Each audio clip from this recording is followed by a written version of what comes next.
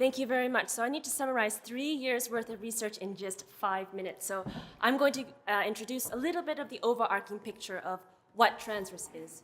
So we have 14 country case studies all around the world, in Europe, North and South America, Africa, and Asia. So the Canadian oil sands, Albertan oil sands study is one of our 14 country case studies. So just to give you an idea of the bigger context. So our overarching question is, what are the costs, benefits, challenges, which we define as risks, associated with a feasible transition pathway, not just any transition pathway. Then we ask, well, what should the future look like? And how might we, as a community, get there? Finally, what changes are needed? Policy, technologies, behavior changes. And then understanding that, we look at the policy options that might help us to get there.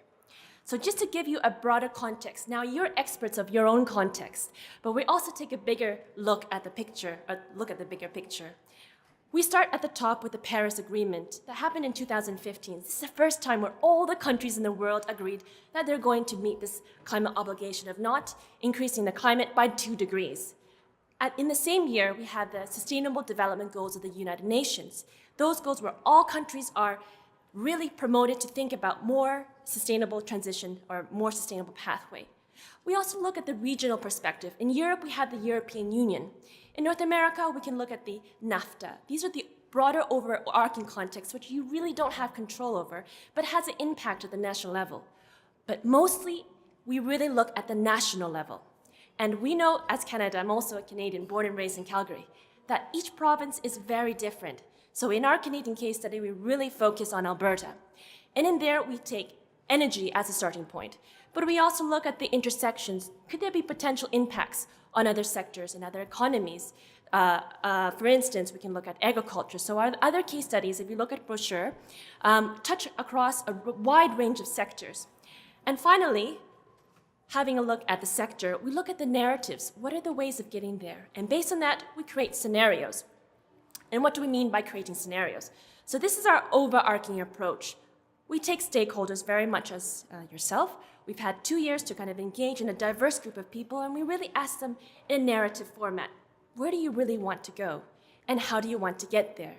And this gives a really specific detail of what this particular transition pathway is. But what is actually preferred at the local level? Because what Albertans want is really not necessarily what Canadians want. And does it meet with the broader Paris Agreement level? So we couple this with quantitative methods, these big macroeconomic tools that kind of help us to answer these questions. What are the kind of resources that we need to get there? The money that is involved. But if we choose a particular pathway, how might that future potentially look like? So these are the 2 different questions that we have, different models, and Louise will give you a little bit more details on how this looked like. So what were the narratives that we collected? We didn't come up with these narratives. It was you as Canadians. So the first one was based on a provincial official policy narrative.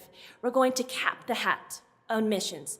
And this limits oil sands to 100 megaton cap. And there's going to be a trading system to monitor this. And there's a carbon tax that will be $30 per ton. The second one we called Hold Your Horses. And this was commissioned by a study done by the Fort McKay nations, which is the nations that is closest to the oil sands. And based on that study, so it's not our analysis, existing studies, we wanted to look at the interest, the priorities and needs of that Indigenous community. And just keep in mind that this is the official stance, and there's a lot of variation within the communities. And there they want to protect land use, to not develop particular parcels of land by up to 9 or 56%. And finally, to protect different types of wildlife. Now, the third one is mix up and round it all up. What does that look like? It's based on studies done by the Energy Future Labs. It's based on also the National Determined Contribution, which is Canada's efforts and targets to meet the Paris Agreement. So based on that, they want to really push forward renewable energy, but also put a kind of hold on the oil sands development. So what you're going to hear is the first time that we presented our studies from the model perspective, and Louise will go into a bit more details. Yeah. Thank you, Jenny. So thank you so much for being here tonight. So we parted from narratives built from stakeholders. We captured them. We based them on the stories we heard and the time we took to really have a good and very enriching conversations. So from this conversation, in these discussions, we started from the visions of the stakeholders to try to understand what were the barriers or challenges they could see within these futures they wanted. Is raising awareness, understanding what the potential limitations. So we identified there were barriers that could basically affect the implementation of such futures, that they could avoid this future to actually occur, mainly political, social barriers and resistance to certain changes. But we also understood, and we actually captured, that there were a lot of awareness from the stakeholder perspectives on what were the potential impacts, negative impacts that these pathways could have, what these futures could have. And you may find there, like we find environmental implications, negative environmental implications, and you may ask why. We are talking a lower carbon pathways that the stakeholders we had conversation with consider that the oil sands sector will keep growing in a more sustainable way, but it will keep growing. So certain impacts could still be present or could be actually be increased, right? So we talked about drop in profits, job losses. So all of these things are potential negative impacts of these futures the stakeholders would see for themselves. We also consider that part of the context is our uncertainties that may affect the happening of such future. So what were the aspects that could actually influence in the context of the happening of this future? So we're talking about political transition.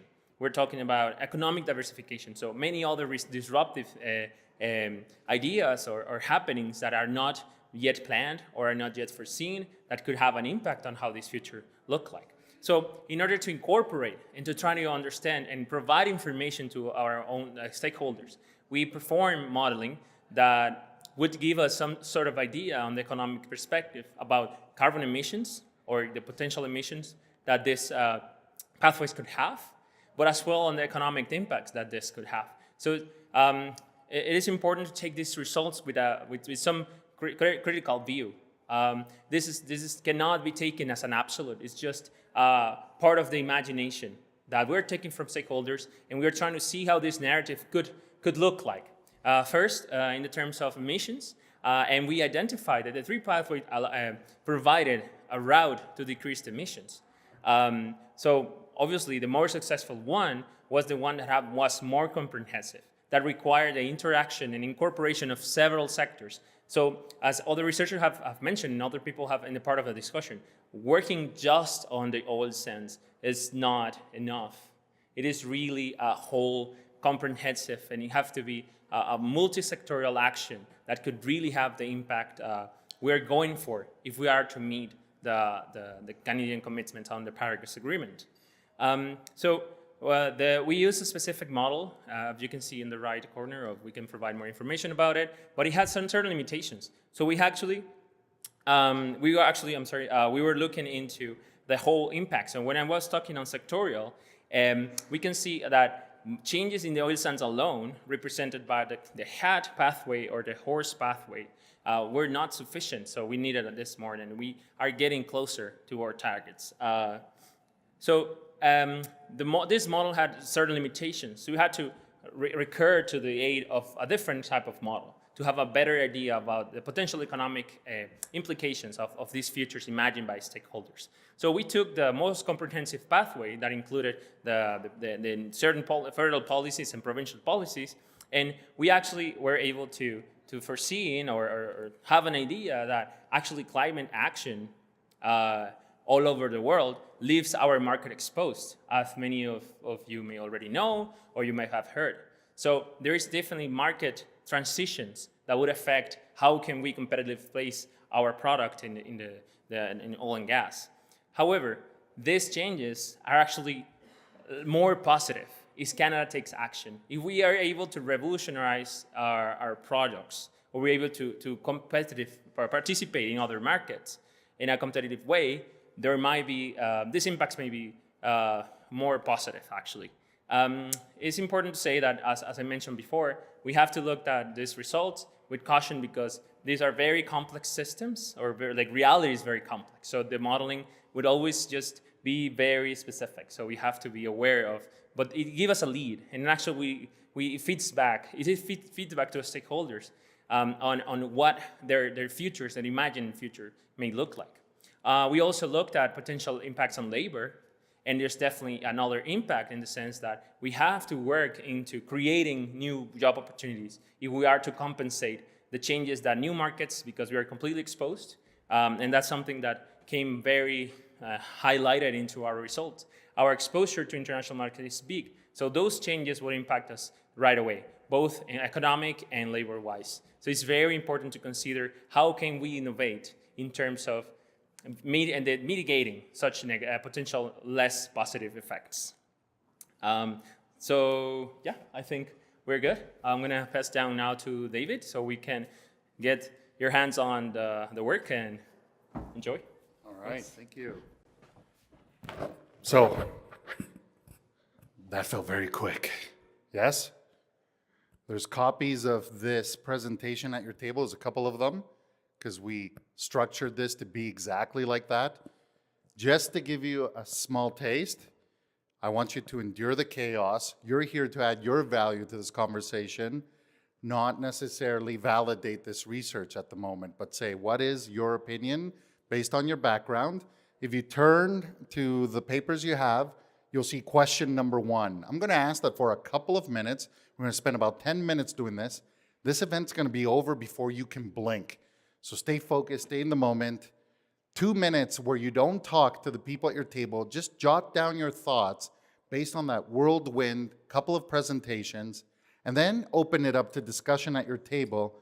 And the question is, what resonates from what you just saw very quickly from our 2 presenters? Write your own, share it with the others. You guys ready? Good? All right, go.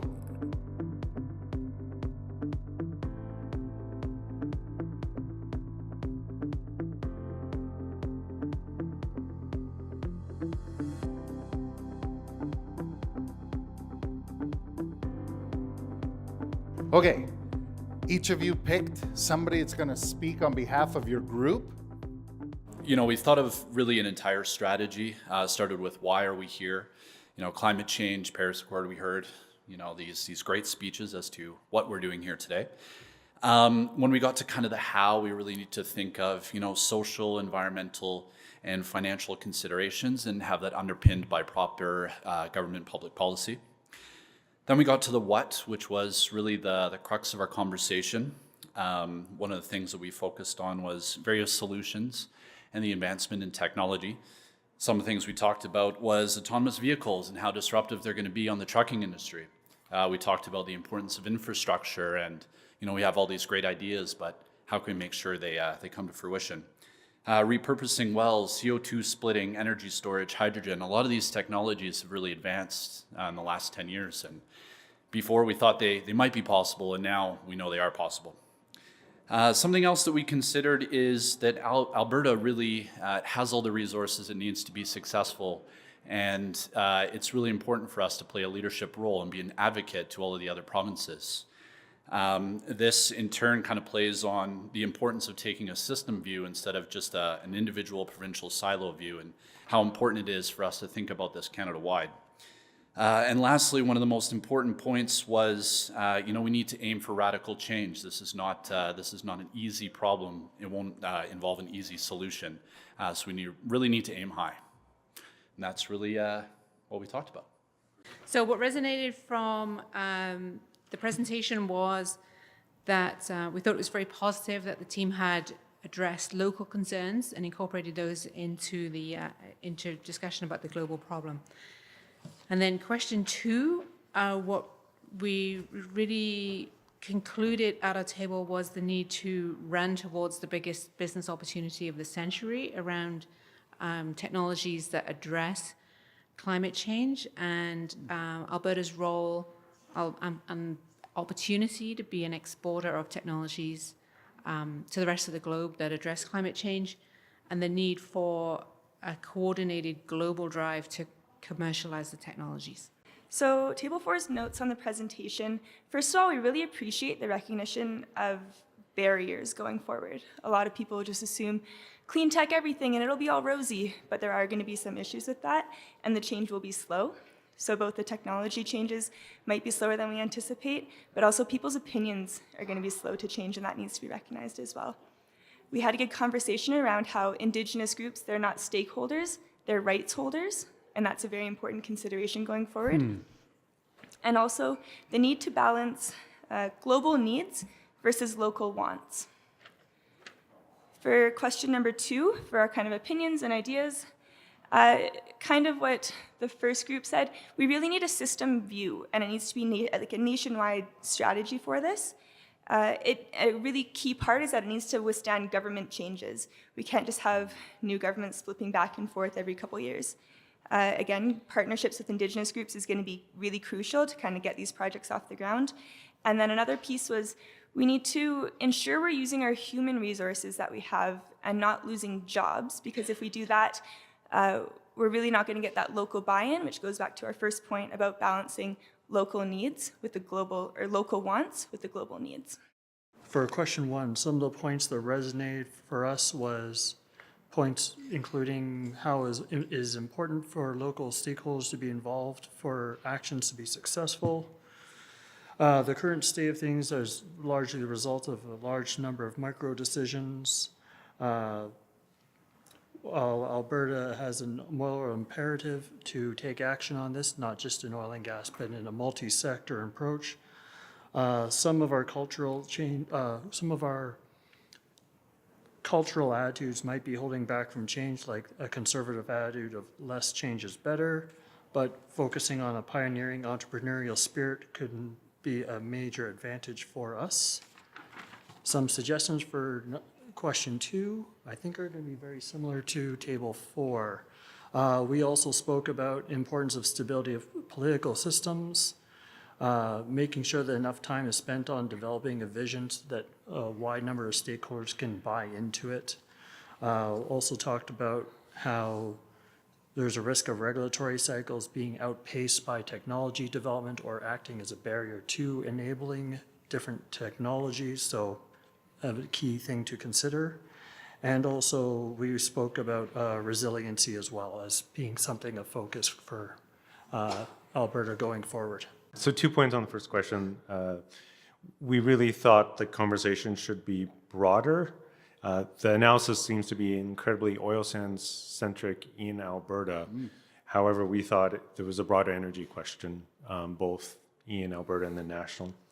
And along those lines, we thought there was a really strong economic focus in the models, the jobs, the GDP impacts, but we thought broader impact analysis around land, air, water, and social, including Indigenous rights, needed to be brought in. On the second question, we felt that the only way to bend those curves down in any material way would be transformational technology, not incremental technology, if that's not self-evident. And then again, we thought that in order to do a more holistic, we thought more metrics needed to be included in that assessment and therefore more action. So tailings, water use, land use are all material issues to the oil sands development. Climate is obviously one of the issues, but performance not only in climate, but other areas needs to elevate in order to ensure that those emissions actually could rise or that the oil could be produced and therefore consumed somewhere else.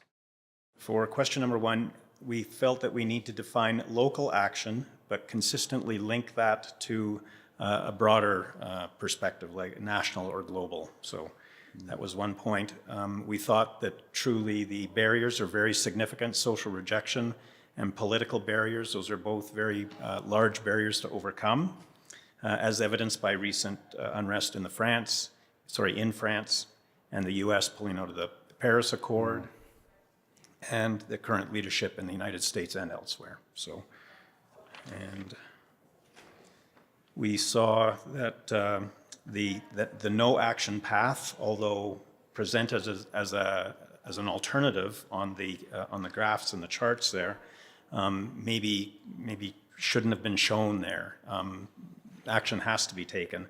CO2 was increasing, greenhouse gas was increasing, but the benefit to GDP and employment were, with no action, we weren't really sure whether that was accurate. Reality is very complicated with the very many different influencers and stakeholders, or as Amy said, the rights holders. So it's a complicated scenario.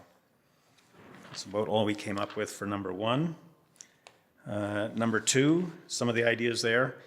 We thought to incentivize early action versus penalizing non-action.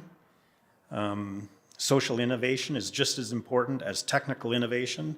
So we thought that we should try to include this in the strategies. A point by Michael was forecasting versus backcasting. He said we can't forecast our way to the future that we want. Sarah had pathway needs to be inclusive, all sectors, all populations. Or no, that was Karen. Sorry, Karen. And Sarah had regulatory certainty, stop driving away investment due to unknown approval timelines, etc. Thanks, David. Thank you very much for all of you to participate, engage in these discussions, and also stand up and share your views. It's super important. We did a very interesting exercise where we wrote some of our key findings based on the conversations we had, and surprisingly, or non-surprisingly, they were very aligned with what you have shared. I just have to say that the pathways we proposed were inspired by many other ideas, and we were trying to capture, not making as researchers, what people wanted to see. So similarly to what I've already mentioned, among our key findings is that local stakeholders want the Alberta Oil Sands to continue. It may seem obvious for an Alberta audience, but people in Europe were actually very surprised. So I was the local researcher and had to actually stress it out a lot, that oil sands will, in the view of all the stakeholders we consulted, will be still part of this transition. So you may find it funny, but it's actually resonated a lot with many of the European researchers. Contribution of other sectors, or a lot of people mentioned it, multi-sectoral approaches, looking at the holistic system is very important, and it has actually come as well from other stakeholders. So you are right, like your impressions are shared by many other people participating in this study. The disconnection, and that's what's mentioned before, so I'm very happy to hear what you shared, is that the disconnection between global and local action, we found it to be a big risk or a big barrier into achieving the goals we want. Maybe not carbon emissions, but we are talking about sustainability or moving forward as a society, moving forward as an industry, requires inclusion, we say co-development, where people have even participatory level and can express their views that are taken into consideration in potential action. And we also have seen that the narrative around climate change is really not being bought by people. It's not enough to speak to those terms. So, and we have had many discussions with other researchers that are pushing forward, but the alternative or more sustainable futures must be part of pathways that are economically viable, that are socially viable. So it's a very complex system, as you have already discussed and know, and hopefully learned today as well. So these are findings, and we wrote this before we heard you. So it's very motivating to see that we are all seeing this clarity and this light. So I would encourage all of us to really keep working on it and finding the ways to co-develop this future that could see suits and includes and consider our views, our expectations, and our concerns. So some of the findings of this research has been published or in the way it will be published in 2 book chapters as well as a journal paper. So there will be a lot more details on how the methods happened and how the modeling was done. So also feel free to come to us. We have some material which is available. Everything's open access. So that would be also if you want to know more about our study. So I would like to invite Jenny to provide a bit of a wrapping up views. I have to say I really enjoyed the conversation that happened across all of the tables.